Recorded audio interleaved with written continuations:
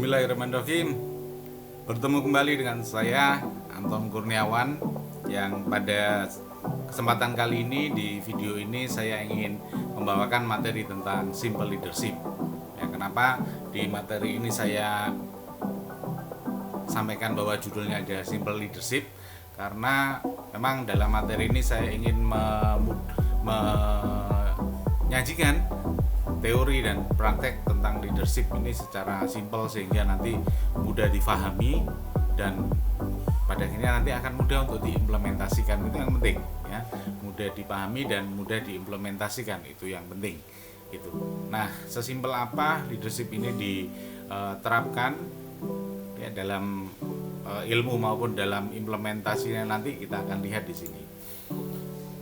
Berawal dari satu definisi ya, bahwa leadership ini adalah kemampuan seseorang untuk mempengaruhi orang lain dalam mencapai tujuan organisasi, dan dalam mencapai tujuan organisasi ini harus melalui orang lain ya. Ini seorang pemimpin atau leader itu harus seperti ini gitu. Nah, kata kuncinya adalah di mempengaruhi. Kenapa seorang leader itu harus mempengaruhi orang lain gitu ya. Jadi agak terkesan memanfaatkan orang lain, tapi ada cara yang lebih baik untuk mempengaruhi orang lain dengan tidak memanfaatkan, tapi mempengaruhi untuk berbuat kebaikan. Ya, jadi kenapa seorang leader ini harus mempengaruhi orang lain? Karena melihat tujuan dari suatu organisasi, tentunya leader ini dibebani dengan banyak sekali tujuan dari organisasi. Sebagai contoh, kalau di lingkungan bisnis gitu, tujuan organisasinya pertama tentang kualitas produk, pelayanan ya, kemudian sales ya, bagaimana mencari sales atau mendapatkan sales yang ditargetkan, kemudian bagaimana caranya mencapai profit yang ditargetkan ya, kemudian bagaimana caranya mengelola seluruh sumber daya yang ada dalam satu organisasi bisnis tersebut. Ya, tentunya kalau seorang leader ini mengerjakan semuanya untuk mencapai target, tentunya nggak akan bisa. Ya. Nah, supaya lebih mudah dan lebih cepat dalam pencapaian tujuan organisasi tersebut, maka pemimpin tersebut harus bisa mempengaruhi timnya, mempengaruhi anak buahnya untuk mencapai tujuan organisasi.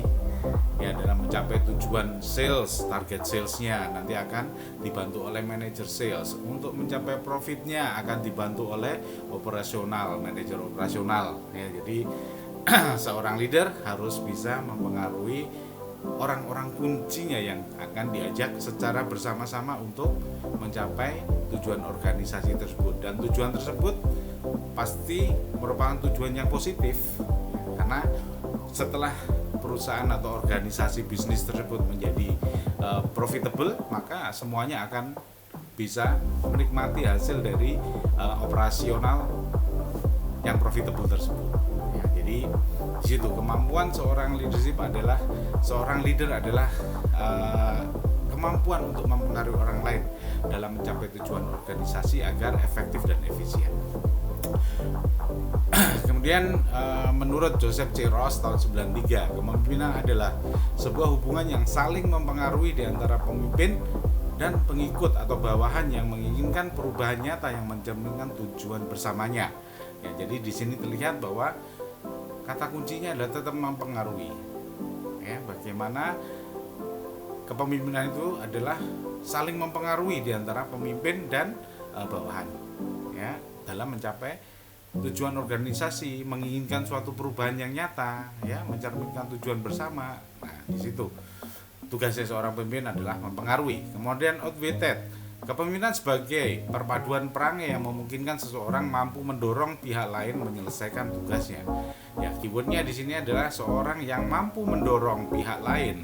Ya, jadi yang mampu mempengaruhi pihak lain untuk menyelesaikan tugasnya, sama dengan pengertiannya di atas. Kemudian Copland, Psychology and the Soldier, bukunya tersebut, kepemimpinan adalah seni perlakuan terhadap manusia. Ini adalah seni mempengaruhi sejumlah orang dengan persuasi atau dengan teladan untuk mengikuti serangkaian tindakan. Ya. Jadi mempengaruhi sejumlah orang dengan persuasi. Ya. persuasi, ajakan, ya. Kemudian dengan teladan, ya. Jadi nanti akan kita pelajari bagaimana memberikan teladan kepada tim kita, kepada seluruh karyawan kita, ya. Oke, jadi tidak semua manajer itu adalah seorang leader, karena manajer ini melihat kata-katanya, manage adalah mengelola dan manajer adalah orang yang mengelola. Jadi seorang manajer ini berkemampuan untuk mengelola suatu organisasi. Ya, belum tentu seorang manajer ini dia bisa leading, bisa memimpin organisasi tersebut. Ya, tapi seorang leader, ya leader ini adalah orang yang bisa mempengaruhi orang lain. Ya, pastilah dia adalah seorang manajer tentunya. Ya, karena dia punya kemampuan untuk mengelola.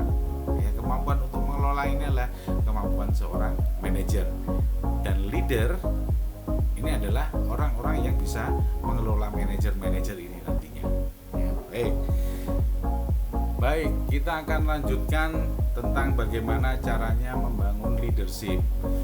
Leadership ini adalah sebuah kepemimpinan. Ya, leader adalah seorang pemimpin.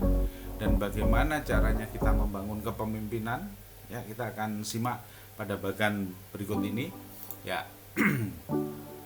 Leadership, ya kepemimpinan ini bisa dibangun, ya ketika kita sebagai seorang leader bisa membangun dua hal ini, ya ini yang harus dibangun oleh seorang leader. Yang pertama adalah trust, ya bagaimana caranya membangun trust nanti akan saya jelaskan selanjutnya. Trust ini adalah kepercayaan, bagaimana kita sebagai seorang leader bisa dipercaya oleh tim kita, bisa dipercaya oleh karyawan atau bawahan kita, bisa dipercaya oleh orang-orang di sekitar kita. Dan yang kedua adalah respect, ya bagaimana kita bisa dihormati oleh karyawan kita, oleh tim kita, oleh bawahan kita, dan bahkan oleh orang-orang di sekitar kita. Ya bagaimana kita bisa membangun kondisi sehingga kita menjadi orang yang dihormati. Dihormati di sini bukan ditakuti, ya, tapi dihormati. Gitu. Jadi ada bedanya antara dihormati dan ditakuti. Jadi dua hal ini yang harus dibangun oleh seorang leader. Seorang leader harus bisa membangun trust dan harus bisa membangun respect. Nah, sekarang bagaimana caranya membangun trust? Ya, Bang. Caranya membangun trust adalah yang pertama, kita harus memahami feel atau perasaan dari karyawan kita, perasaan dari anggota tim kita, perasaan dari orang-orang di sekitar kita. Ya, ketika kita bisa memahami dan memperlakukan orang-orang di sekitar kita, ya, memahami perasaan mereka, maka disitulah orang akan bisa percaya kepada kita. Ya, dan disitulah trust mulai terbangun. Ya, selain feel, ya, memahami perasaan orang lain, kita harus bisa juga mengetahui apa sih kebutuhan orang lain, gitu ya, apa kebutuhan bawahan kita, ya contohnya ketika kita melihat karyawan kita yang sedang kelihatan capek itu, kemudian kita tegur, hari ini kok kamu kelihatan capek sekali ya, kalau kamu benar-benar capek banget istirahat dulu deh 5-10 menit, habis itu kerja lagi, ya. Jadi di situ seorang karyawan akan merasa sangat diperhatikan karena kondisi yang capek itu diperhatikan oleh atasannya dan diberikan solusi kebutuhannya, need-nya itu dipedulikan gitu ya. Need-nya istirahat, ya udah istirahat dulu 5-10 menit silahkan gitu. Nah, saya rasa dan kita rasakan kalau misalkan kita punya atasan yang seperti itu dan ketika kita capek kemudian diperhatikan dan beri kesempatan untuk istirahat, tentunya kita akan senang. Kita akan merasa bahwa oh, atasan saya ini memperhatikan saya, ya kan? Nah, kalau lama-lama kebiasaan ini dibangun lama-lama gitu, maka karyawan atau anggota tim kita itu akan merasa aman, ya, merasa aman karena diperhatikan. Kalau merasa aman, diperhatikan, kemudian merasa nyaman, maka yang terbangun adalah trust, ya. Karena dia merasa aman ketika dia punya masalah atau merasakan sesuatu yang kurang nyaman, dia bicara kepada atasannya untuk mendapatkan kenyamanan, ya kan? Ketika berbicara dengan atasannya, ini biasanya sangat sulit ya untuk bisa bicara dengan atasan gitu ya, karena jabatan yang berbeda kayak gitu. Namun ketika seorang bawahan ini bisa berbicara dengan atasannya, maka disitulah terbangun trust ya. Jadi karyawan ini sudah tidak merasa canggung gitu untuk bicara dengan atasannya, karena dia percaya bahwa atasannya bisa memperhatikan dia, atasannya bisa memberikan solusi dari kebutuhannya dia gitu ya. Jadi apa sih tolok ukurnya kita itu bisa dipercaya, sudah dipercaya oleh orang lain, sudah dipercaya oleh karyawan kita, sudah dipercaya oleh bawahan kita, itu kalau ada tolok ukurnya itu akan enak kita menilai diri kita apakah kita sudah dipercaya sama oleh orang lain atau tidak gitu ya. Tolok ukurnya adalah seperti ini. Tolok ukurnya adalah ketika seseorang tanpa diminta menceritakan masalah pribadinya kepada seorang atasan, pada kita sebagai atasan. Ya, di situ berarti orang itu sudah percaya pada kita sebagai seorang leadernya. Ya, sebagai contohnya gini, kita sendiri ketika kita punya masalah pribadi, kira-kira kita akan berbicara kepada orang yang tidak kita percaya atau kita akan bicara pada orang yang kita percaya ya.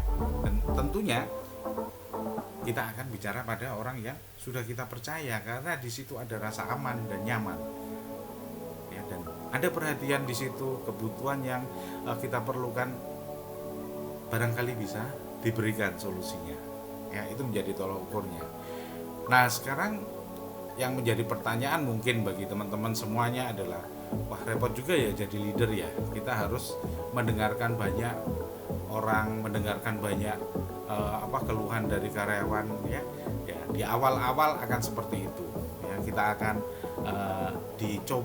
kita akan dites mendengarkan banyak keluhan dari karyawan ya, banyak masalah-masalah pribadi yang disampaikan oleh karyawan kepada kita. Itu tes awalnya biasanya seperti itu, ketika kita ingin membangun kondisi di mana kita harus dipercaya, di mana kita membangun trust ya, pasti akan seperti itu. Namun lama kelamaan ketika kita terbiasa memberikan solusi, kita terbiasa memberikan motivasi, meningkatkan inisiatif karyawan, maka lama-lama karyawan juga akan mengambil inisiatifnya sendiri untuk bisa menyelesaikan masalahnya sendiri ya.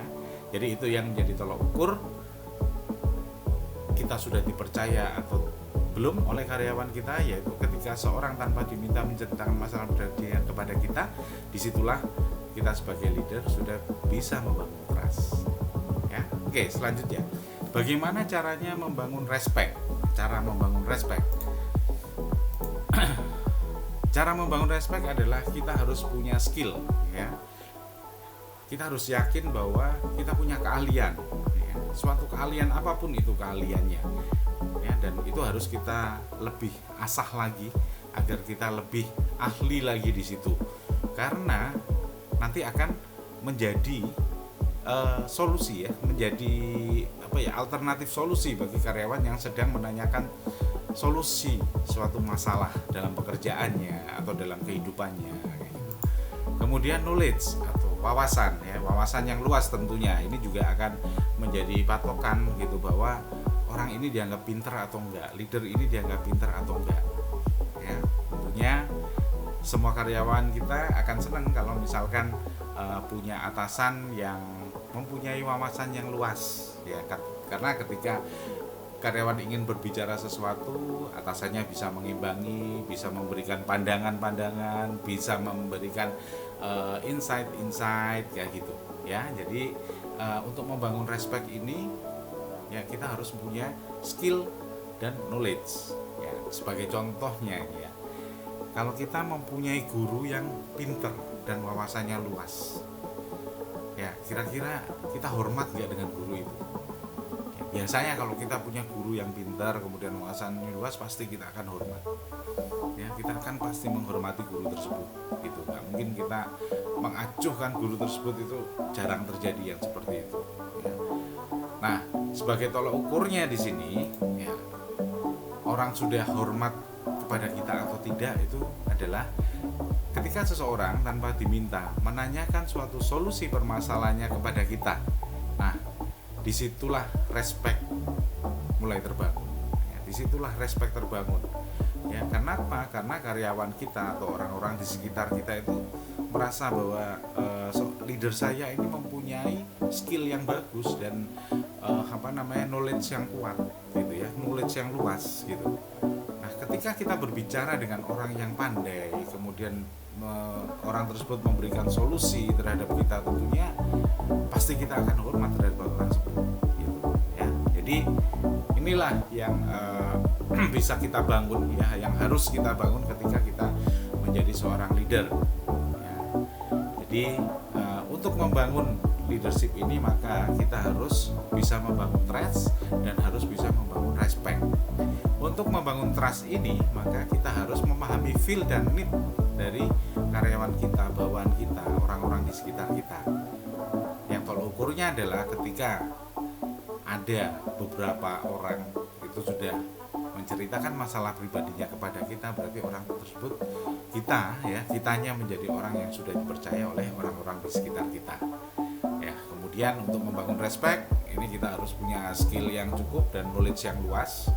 Ya, karena ketika nanti ada karyawan menanyakan solusi terhadap masalahnya dia, kita harus, seorang leader itu harus bisa memberikan solusi yang terbaik, ya, solusi yang bijaksana, ya, dan kepada karyawan yang menanyakan tadi. Namun apabila seorang leader itu tidak bisa memberikan solusi terhadap masalah dari karyawan ini, nah, maka karyawan ini tidak akan respect kepada leadernya, dia tidak akan hormat kepada leadernya. Tapi kebalikannya, ketika seorang leader bisa memberikan solusi, pasti karyawan itu akan menaruh hormat, ya, kepada leadernya. Jadi secara sederhananya begini, ya, simple leadershipnya begini, ya. Jadi leadership ini bisa dipelajari, ya, kemudian bisa dipraktekkan sehingga nanti akan menjadi kebiasaan, ya. Kebiasaan inilah yang nanti akan membentuk seorang leader, ya. Baik, saya akan lanjutkan di materi selanjutnya, yaitu tentang feel. Apa sih yang dirasakan oleh karyawan itu biasanya, ya. Karyawan merasa resah. Nah, ketika karyawan merasa resah, kita bisa nyamperin karyawan dan kita bertanya, kenapa kok kelihatannya resah banget, mungkin ada masalah yang bisa saya bantu, ya. Dengan begitu karyawan akan merasa diperhatikan, dan apabila kita bisa memberikan solusinya, itu akan lebih baik, dia akan lebih respect kepada kita. Feel apa lagi? Feel terlihat acuh. Ketika karyawan kelihatannya acuh sekali, ya, kita bisa nyamperin sambil negur, kenapa sih kok kelihatan acuh banget dengan lingkungan sekitarnya, mungkin ada masalah, ada yang bisa saya bantu, ya, seperti itu, ya. Kemudian karyawan terlihat lesu. Nah, ketika karyawan terlihat lesu, kita juga bisa menegur dan menanyakan masalah, dan mungkin kita bisa tawarkan bantuan di situ, ya, untuk memenuhi kebutuhannya, ya. Jadi kebutuhan tidak harus materi sebenarnya, ya, solusi itu juga suatu kebutuhan. Kemudian karyawan terlihat tidak bersemangat, ya, ini satu fenomena yang kita bisa gunakan, ya, untuk menanyakan bagaimana perasaan dan apa kebutuhannya. Kemudian karyawan sering tidak masuk kerja, pasti ada faktor-faktor yang mempengaruhi sehingga dia sering tidak masuk kerja.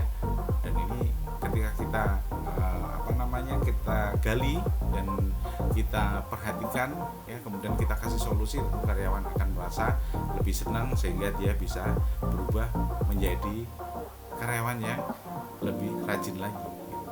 Karyawan lambat dalam mengerjakan pekerjaan, tentunya di sini akan kelihatan, gitu ya. Biasanya cepat, kemudian kerjanya lambat, pasti ada hal-hal yang mengganggu, ya. Kemudian karyawan bertanya-tanya, ini juga menunjukkan bahwa karyawan tersebut sedang dalam kondisi yang galau, ya. Kalau kondisi galau biasanya ketika bekerja ini kurang maksimal, ya, fokusnya kurang sehingga tidak maksimal dalam bekerjanya. Maka dari itu ketika ada karyawan yang seperti ini, ya, kita akan tegur, ya, kenapa kok bertanya-tanya, ini ada apa, gitu kan. Setelah itu baru kita akan tanyakan apa sih kebutuhannya supaya mereka bisa merasa nyaman lagi dalam bekerjanya, gitu. Kemudian karyawan terlihat senang, ya, tidak harus yang sedih-sedih aja, yang senang juga kita perhatikan juga. Waduh, bahagia sekali. Oh iya Pak, saya kemarin anak saya udah sembuh dari sakitnya. Nah, ini kan kita memperhatikan ya perasaan dari karyawan ini, kita perhatikan. Wah ya udah, selamat ya, mudah-mudahan anaknya selalu sehat kayak gitu ya. Kemudian karyawan terlihat bersemangat, sama dengan yang terlihat senang tadi ya. Kita bisa menegurnya ya, menegur bukan dalam artian yang negatif gitu ya, tapi menegur dalam artian menyapa gitu ya. Waduh, bersemangat sekali nih, kayaknya habis dapat banyak rezeki. Oh iya Pak, saya kemarin habis dapat warisan. Nah, contohnya seperti itu ya. Oke, dengan begitu perasaan karyawan itu terasa apa ya, diperhatikan gitu loh ya. Ketika diperhatikan pasti dia akan merasa senang. Apa ekspresi yang dia keluarkan dan mendapat tanggapan dari orang lain, apalagi tanggapan itu adalah tanggapan dari seorang atasannya, maka karyawan itu akan merasa senang gitu ya. Oke.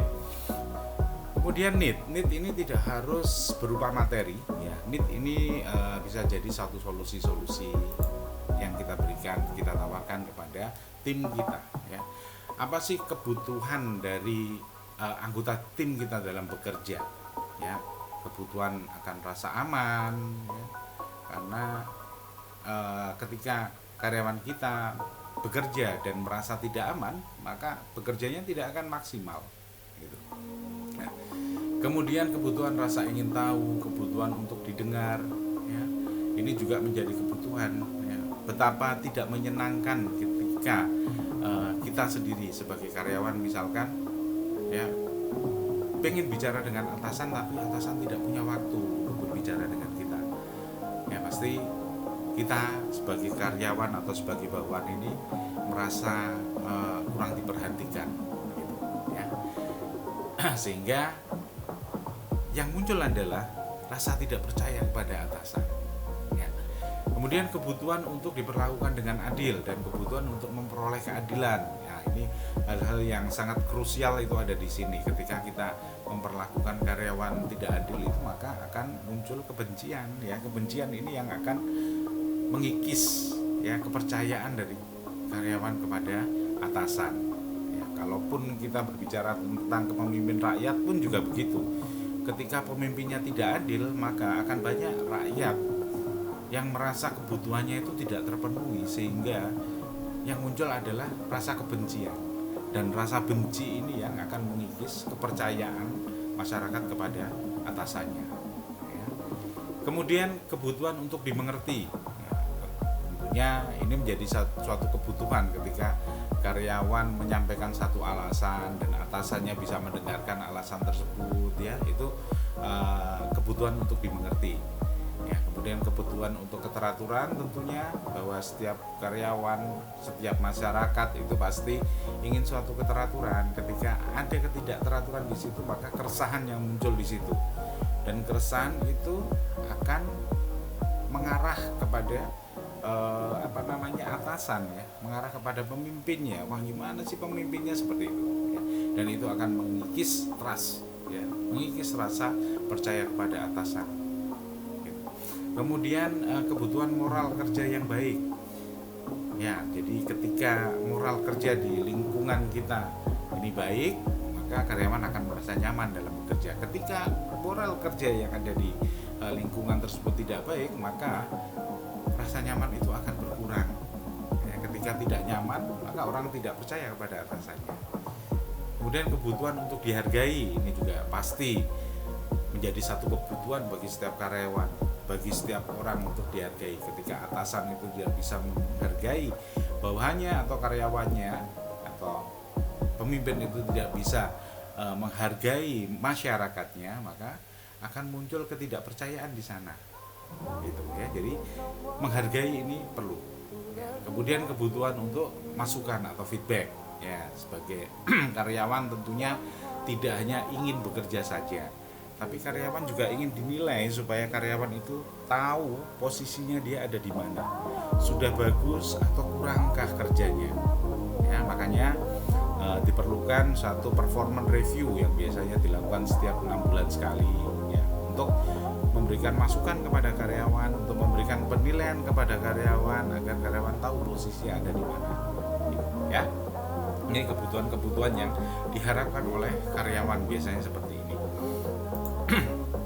Nah, kemudian untuk membangun trust ya diperlukan kemampuan untuk mengetahui feel dan need seseorang atau orang lain. Jadi untuk membangun trust ini ya kita harus tahu perasaan orang itu bagaimana, perasaan karyawan kita bagaimana, dan kebutuhan mereka ini apa.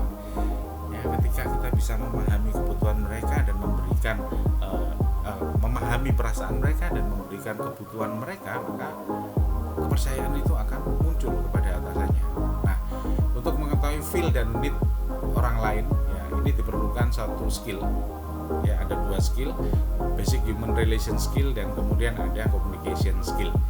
Ya, di sini basic human relation skill ya, menyapa orang lain. Ya, ketika kita tidak pernah menyapa orang lain atau karyawan atau bawahan tentunya ya, bawahan itu akan merasa jauh dengan atasan dan dia tidak akan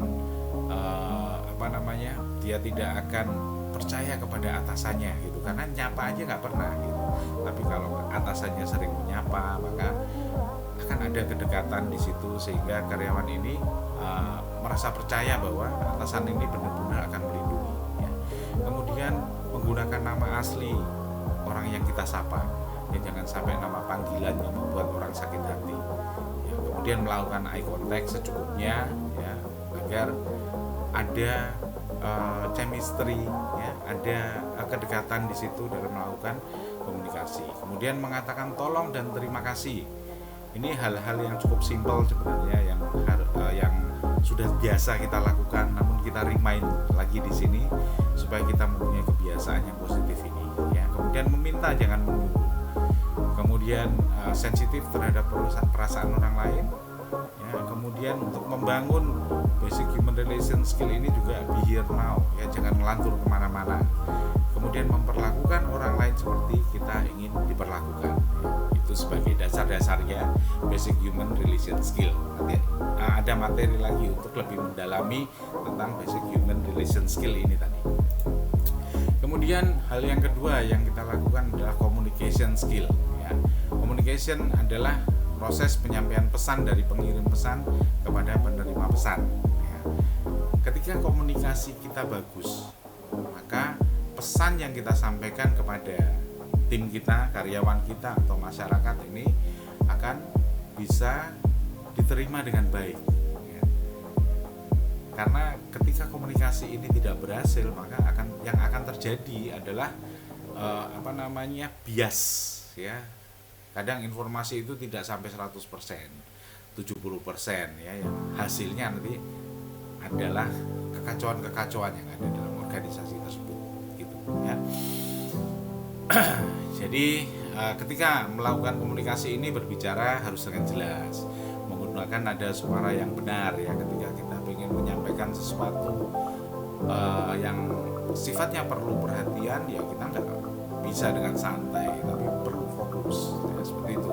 Nada suaranya dan nada suara yang fokus. Kemudian menggunakan kecepatan berbicara yang benar agar informasi ini sampai dengan baik ke penerima pesan.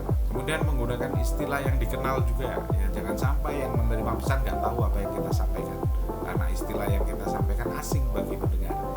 Kemudian membuat permintaan yang jelas dan spesifik ya. Kemudian menggunakan fakta dan data dan tidak menggunakan asumsi ya. Kita harus selalu membiasakan yang satu ini ya, karena kita terbiasanya ya, kebanyakan nih ketika menyampaikan informasi itu dasarnya adalah katanya si A, katanya si B. Nah ini yang kita harus hindari. Kita harus punya data dan fakta yang kuat untuk menyampaikan sesuatu ya. Kemudian berbicara tentang behavior dan bukan personality. Kenapa begini?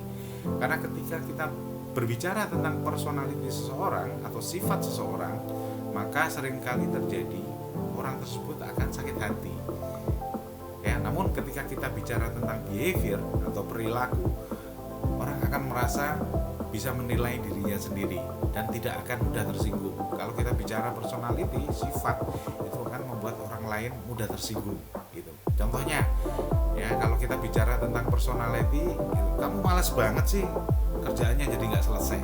Nah itu personality.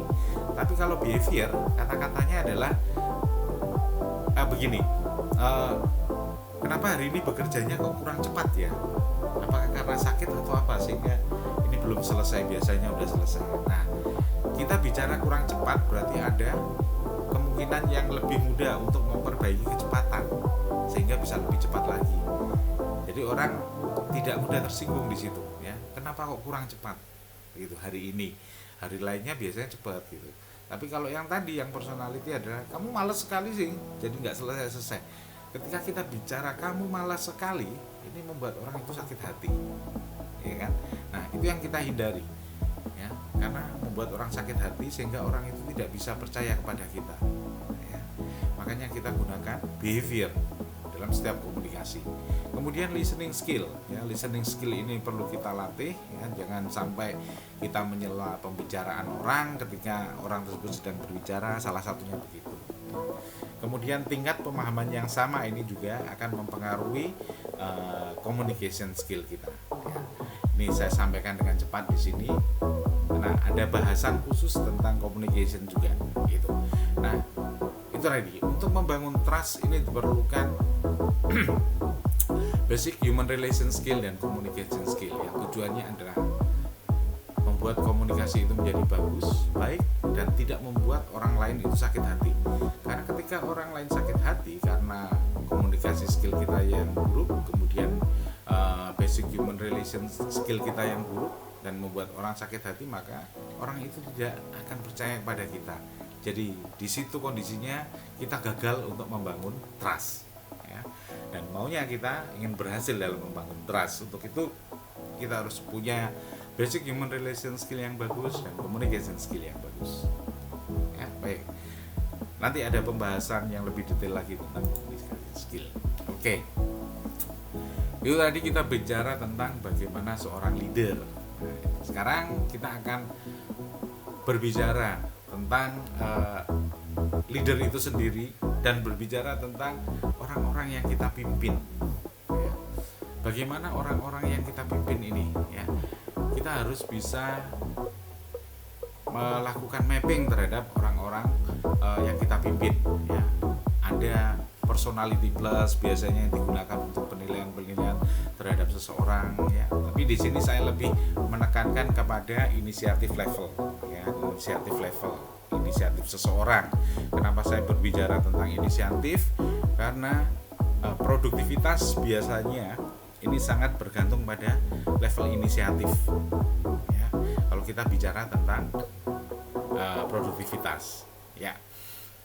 Dan sering kita mendengar tentang inisiatif. Apa sih sebenarnya inisiatif ini? Ya. Kalau dari sisi definisi, inisiatif ini adalah kemauan seseorang untuk melakukan suatu tindakan. Itu adalah inisiatif. Jadi munculnya kemauan seseorang untuk melakukan tindakan. Ya. Di sini saya akan bagi menjadi 5. Ya. Yang pertama adalah level inisiatif yang paling rendah, yaitu wait to be told, yaitu orang yang selalu menunggu untuk disuruh. Ya. Biasanya banyak di lingkungan kita yang ketika dia tidak kita perintah itu cenderungnya diam, tidak melakukan apa-apa, tidak menghasilkan sesuatu, ya. Itu bisa terjadi, ya, karena biasanya orang-orang baru, ya, sehingga orang-orang tersebut adalah orang-orang yang pertama dia tidak tahu job description-nya apa, ya. Yang kedua, mereka masih belum di training, mereka masih belum punya pengalaman, dan yang keempat, mereka belum tahu tentang inisiatif level ini, itu, ya. Jadi ketika orang sudah tahu inisiatif level, jadi kita jelaskan dulu inisiatif level itu ada 5 begini. Ya, kemudian orang tersebut kita kasih job description-nya begini. Kemudian training dilakukan, ya, sehingga pada saat training langsung dia akan mendapatkan pengalaman secara otomatis, ya. Tentunya orang yang di level 1 ini ketika sudah kita berikan 4 hal tersebut, dia akan naik ke level yang berikutnya, yaitu ask what to do, menanyakan apa yang bisa saya lakukan, ya.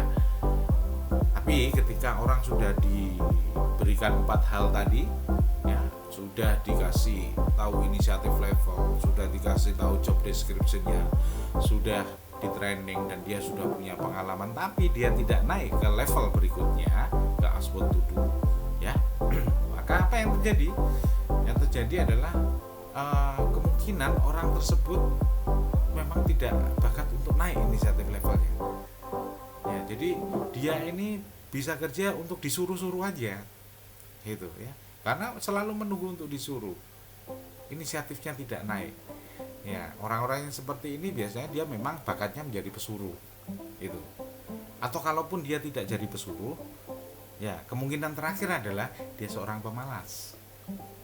Ya, itu yang kemungkinan yang terjadi, itu. Ya, jadi hal ini juga kita bisa sampaikan kepada tim kita, gitu. Karena harusnya orang yang sudah di level 1 dan kita udah bekali dengan 4 hal tadi, tentunya dia harus naik ke level 2. Kalau tidak naik, ya itu tadi, berarti dia bakat jadi pesuruh. Ya. Kalau marah, dia dibilang kamu bakatnya jadi pesuruh sih. Oh nggak bisa pak, saya ini. Ya, kamu harus naik level 2, ya kan? Kalau dia nggak naik ke level 2, ya udah kamu berarti seorang pemalas, ya kan? Nah, perusahaan ini atau organisasi ini kayaknya berat kalau bekerja dengan seorang yang pemalas. Jadi Anda bisa tentukan sendiri sekarang mau naik ke level 2, ya, atau kita tidak bisa bekerja sama dalam hal ini. Nah, dia akan bisa memutuskan karena dia tahu posisi dia ada di mana, ya. Oke, baik. Orang yang wajar, ya, biasanya sudah kita kasih 4 hal tadi, dia naik ke level 2, yaitu aswad tudu, menanyakan, Pak, apa yang bisa saya kerjakan lagi Pak ya? Pekerjaan saya udah selesai, ya.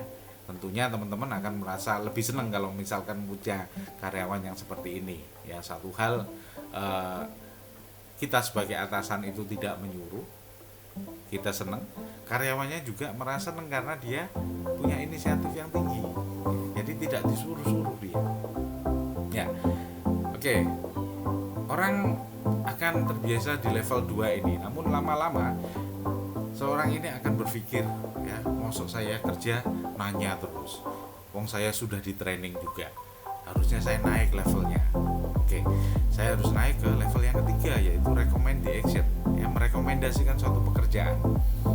Ya, dia sudah punya keberanian untuk bertanya kepada atasannya atau merekomendasikan kepada atasannya, ya, Pak, boleh nggak pekerjaan ini saya kerjakan, saya sudah di training kok ini, ya. Pak, boleh nggak pekerjaan B ini saya lakukan karena saya udah di training di sini. Kira-kira sebagai atasan tentunya akan merasa lebih ringan dan pasti lebih senang kalau punya karyawan yang seperti ini, ya. Dan karyawan sendiri juga merasa senang karena dia bekerja atas kemauannya dia sendiri, ya, bekerja tidak disuruh, ya, itu pasti orang itu akan senang, ya. Oke, silakan lakukan pekerjaannya, ya.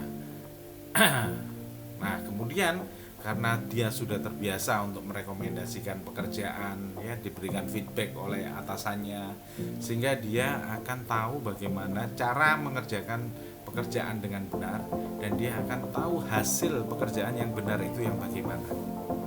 Nah, ketika orang udah pada di level ini, dia akan merasa percaya diri, ya. Karena apa? Karena dia sudah tahu bagaimana caranya mengerjakan pekerjaan yang benarnya bagaimana, yang salah bagaimana, ya. Kemudian dia tahu hasil yang benar yang bagaimana, yang salah yang bagaimana, dia tahu, ya. Sehingga di situ orang berkeinginan untuk bekerja dengan cara yang benar dan hasil yang benar tentunya, ya. Setelah dia percaya diri bisa mengerjakan tanpa disuruh dan menghasilkan sesuatu yang benar, maka akan muncul keberanian untuk mengerjakan sesuatu tanpa disuruh, tanpa diminta, ya, tanpa merekomendasikan, tanpa bertanya.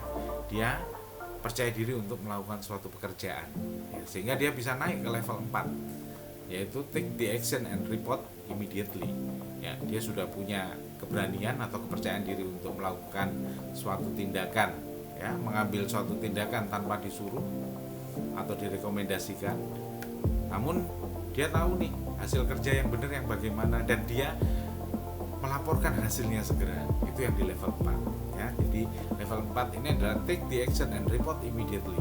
Orang yang sudah bisa mengambil tindakan tanpa disuruh dan merekomendasikan serta melaporkan hasilnya segera kepada atasannya, gitu, ya.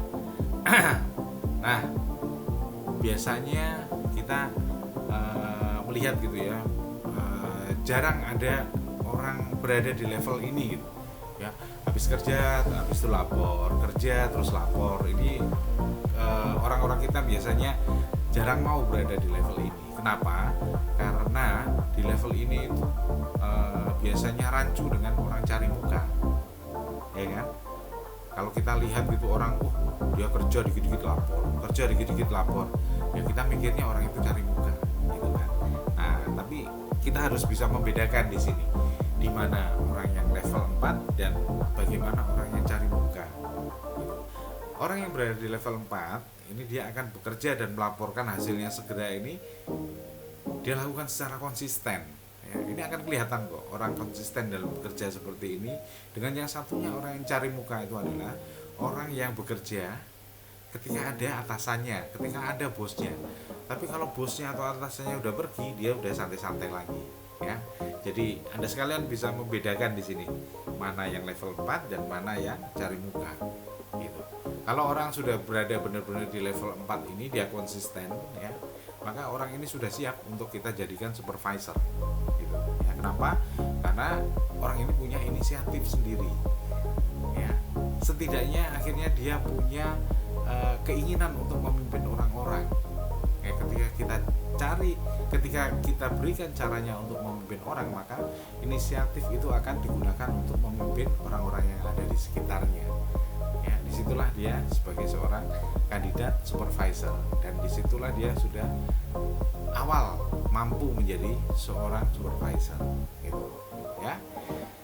Oke, selanjutnya lama kelamaan karena dia merasa juga enggan untuk selalu lapor ketika selesai mengerjakan pekerjaan, akhirnya seorang itu akan berpikir, gimana kalau saya bikin laporannya ini harian, terus kemudian saya bikin laporan mingguan, saya bikin laporan 2 mingguan, saya bikin laporan bulanan, saya bikin laporan 3 bulanan, 6 bulanan, dan tahunan bahkan ya. Nah, orang-orang yang seperti ini dia sudah bisa mengelola pekerjaannya ya. Karena apa? Karena dia sudah bisa mengelola laporannya ya. Dia sudah melaporkan secara harian ya, mingguan ya, itu udah terschedule gitu ya. Laporan yang dia bikin sudah terschedule, berarti pekerjaannya juga sudah terschedule, sudah terjadwal gitu, sudah terorganize gitu ya, sudah dikelola dengan benar gitu. Yang di level 5 ini take action and report routinely ya. Dia sudah mengambil tindakan tanpa disuruh dan tanpa merekomendasikan, dan setelah itu dia punya laporan secara rutin yang dia berikan gitu ya. Karena laporan sudah dikelola secara rutin, maka pekerjaannya biasanya sudah dikelola secara rutin juga gitu. Nah, orang-orang yang seperti ini sudah bisa mengelola, berarti dia sudah bisa memanage pekerjaan dan laporannya. Sehingga orang-orang yang seperti ini dia sudah siap untuk dijadikan menjadi seorang manajer gitu ya. Jadi itu tadi 5 level inisiatif ya yang bisa kita mapping ya, yang kita bisa pelajari, dan sehingga kita bisa mapping sampai di mana level inisiatif karyawan kita ya. Sebelum kita mapping ke karyawan kita tanya dulu nih ke dalam diri kita sendiri, kira-kira jujur saya ada di level berapa ya. Itu yang harus kita tanyakan pada diri sendiri ya. Ketika kita tahu level inisiatif kita di 3 ya, kita harus naik ke level 4 atau level 5 sebagai seorang pemimpin ya. Itu harus ada seperti itu ya. Kalau masih di level 3 berarti saya harus belajar dulu nih memimpin, mengerjakan sesuatu dan melaporkan hasilnya segera, supaya saya nanti bisa naik ke level selanjutnya, melakukan pekerjaan tanpa disuruh, tanpa diawasi, dan melaporkan hasilnya secara rutin ya. Harus naik seperti itu nanti, karena kita sudah tahu posisi kita di sini dan kita harus naik ke level-level selanjutnya gitu ya. Oke, jadi teman-teman semua sekarang sudah bisa kira-kira menilai ya level inisiatif dari karyawan atau anggota timnya di situ ya. Nah, ketika teman-teman sudah bisa menilai masing-masing karyawan anggota timnya ini levelnya ada di mana ya, nanti coba deh dihitung nilai rata-ratanya berapa ya. misalkan ada 5 karyawan gitu ya. Oh ini level inisiatifnya 2, oh ini level inisiatifnya 4, si C level inisiatifnya 1, si D level inisiatifnya 3, si E level inisiatifnya 2. Ya, ini di rata-rata nantinya.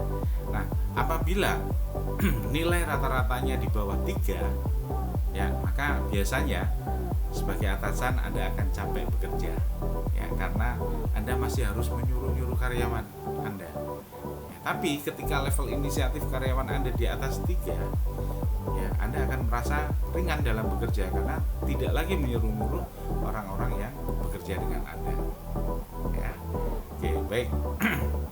Itu tentang level inisiatif. Jadi di atas di pertama tadi kita sudah belajar tentang bagaimana simple leadership itu, dan kemudian kita pelajari juga siapa yang kita pimpin, berapa level inisiatifnya sehingga kita bisa mengelola. Ketika level inisiatifnya masih di bawah 3, maka kita harus berusaha untuk menaikkan level inisiatif karyawan itu di atas 3, ya 3,5 minimal. Ya, itu akan memudahkan leader itu bekerja. Baik, perkembangan inisiatif dipengaruhi oleh pemahaman tentang level inisiatif, kemudian pemahaman job description, kemudian training yang diberikan, dan yang keempat adalah pengalaman yang dialami oleh karyawan atau masing-masing individu tersebut. Ya, semakin banyak pemahamannya tentang level inisiatif, semakin hafal ya, job description-nya semakin difahami, kemudian semakin sering dilakukan training, dan semakin banyak pengalaman yang dialami, ini maka akan cepat meningkatkan level inisiatif dari masing-masing individu tersebut gitu, ya. Siapa yang akan mengubah dan meningkatkan inisiatif level seseorang? Ya, pastinya orang yang bersangkutan, ya, kemauan dari diri orang yang bersangkutan. Ya, mengapa sih harus memiliki inisiatif level yang tinggi? Ya, agar tidak disuruh oleh orang lain. Kalau inisiatifnya rendah, yang level 1 tadi pasti masih disuruh-suruh lagi sama orang.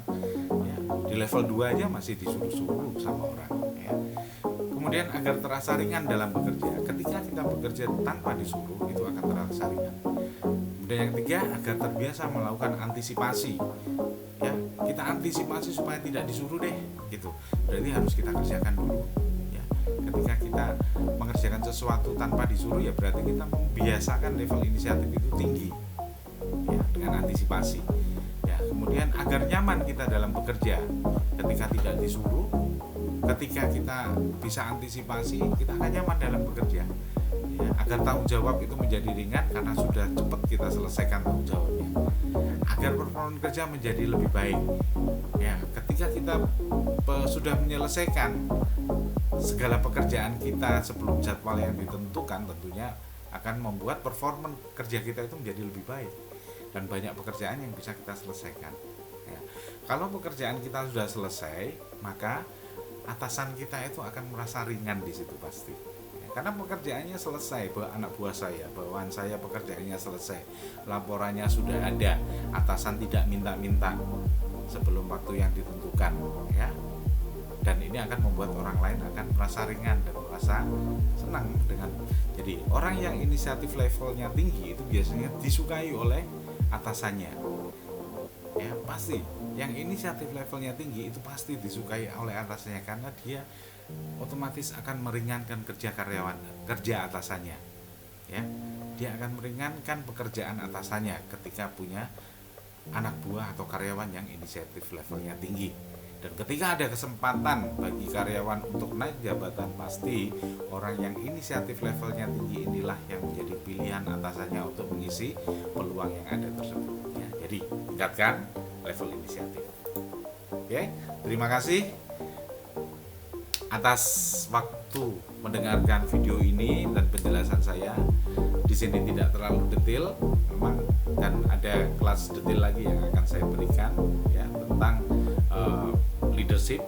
Di sini baru basic leadershipnya, nanti ada kelas lagi tentang intermediate leadership, kemudian ada lagi advanced leadership yang semakin mengasah kita untuk bisa memimpin satu tim atau banyak orang. Ya, jadi pemimpin bukanlah berasal dari bakat, Namun pemimpin muncul dari motivasi, inisiatif, pembelajaran, dan latihan yang dilakukan setiap saat. Terima kasih atas perhatiannya. Sampai ketemu lagi dengan saya, Anton Zoom Kurniawan.